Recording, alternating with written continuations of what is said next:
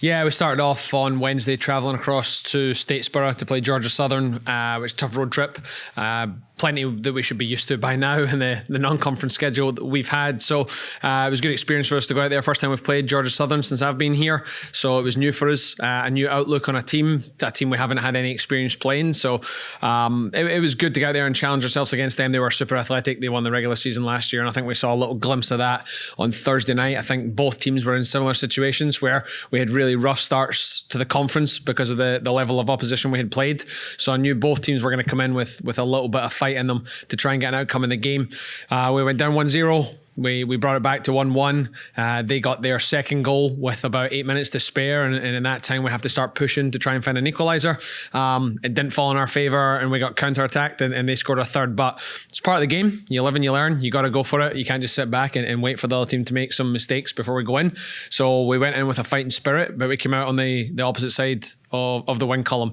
Rolling into Sunday though, we took that experience, we took the performance we had, our ability on the ball and off the ball. We spoke about that after the game and said not to focus on the outcome, let's just focus on the process and the steps that we're doing, and then the outcome will take care of itself. And I think that's wholeheartedly what we did on Sunday. The athletes were fantastic. They stayed mentally in control of the game. They didn't rise to the level of the game and how nitty it got and how physical it got, and I was really proud of them. And we came out with a solid second half performance, something that we've been working on all year on trying to stop this second half on moving it down and causing so many goals in the second half, and we're proud of two things: one, to walk away with a win, and two, to not concede a goal in the second half. So we'll get a full week of practice now, which we're always excited about. It's nice to be able to go and train and work on a few things, and we'll roll into South Alabama, who are undefeated this year, and it'll be really nice to go challenge ourselves. Let's go play, the best RPI team in the conference, play them at their place. They're a fantastic team. They're well coached, and it's going to be a good experience for us. And we're always excited to go and challenge ourselves against the best of the best.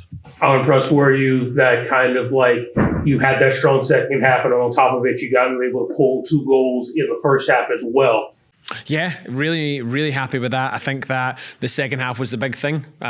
We wanted to make sure, I think, all of Southern Miss's goals this year, apart from one, had been in the second half.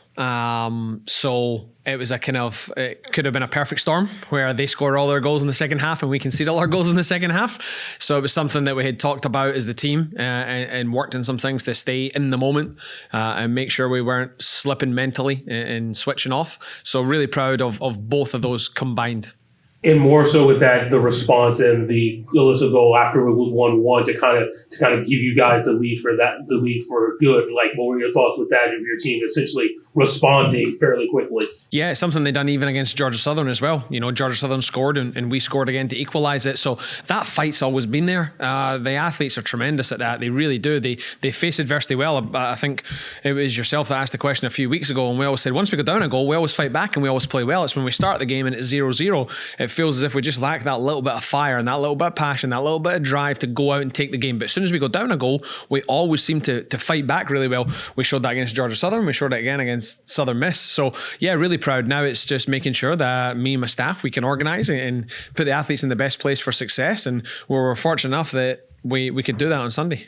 With 4 more matches left in the regular season, what's the main thing you want to see out of this group? Still taking it one game at a time. It's the same thing as last year. It came down to the very last game of the year before. I think there was only 4 teams qualified for the conference tournament in the last game of the year last year. I think right now there's 8 teams on 1 or 2 wins. It's way too close to tell. So right now we're just taking it one game at a time. We can't look any further than South Alabama. If we look ahead of South Alabama and look into the last 3 games of the year, we're going to be in some trouble. So for the team standpoint, we need to make sure that we're still focusing at one game at a time, one half of soccer at a time, focusing on the things that we can control and what we have an input on in the outcome of games. And as long as we keep doing that, we hope this is going to go in the right direction. And you mentioned about how good of a team South Alabama is. How important is it going to be for your team to go down there, compete with them? And if you pull off the upset, what does that mean for the program to get a win like that, a statement win like this? I think it's going to be really important for us to go out there and test ourselves on the game plan. To beat a team like South Alabama, you're going to have a game plan. When we've executed the game plan, we've been fantastic. South Florida, Old Dominion, we've put in some really good performances and some good results. However, when we slip on some of the game plans, Lamar, ULM, when we're not sticking to our jobs and our responsibilities and we're maybe getting a little bit carried away, then that's where it hurts us a little bit. So again, we'll just be going in and we'll be focusing on our game plan. And when that final whistle goes, if we're fortunate enough to be on the other end of it, we'll review and we'll evaluate and see what it means. But at the time, we just want to make sure that we're in control of everything we're doing. We're playing where our feet are and we're focusing on everything that we have control over. You had a couple changes or a couple players yesterday come back in after missing some time on the back line. Lucy Ortiz, Haley Waterhouse. Haley was able to come back and play against Georgia Southern on Thursday, but got the start. But Lucy had been out for a while. But having those two back there, along with Lauren Bennett on that back line, how important is that going down the stretch? Yeah, Lauren Bennett has been the only person that hasn't moved out of that back line all year. And we've had some up and down results, which you can't always look at because it's not indicative of the performance. But she has been a rock back there. She's played beside multiple people, inside and outside of her. It was really nice to get Haley Waterhouse back. She came back against Georgia Southern, but she played in a different position because we just wanted to make sure that she got in a rhythm after sitting out against James Madison. And that was Lucy's first conference game. She's not played all conference for us.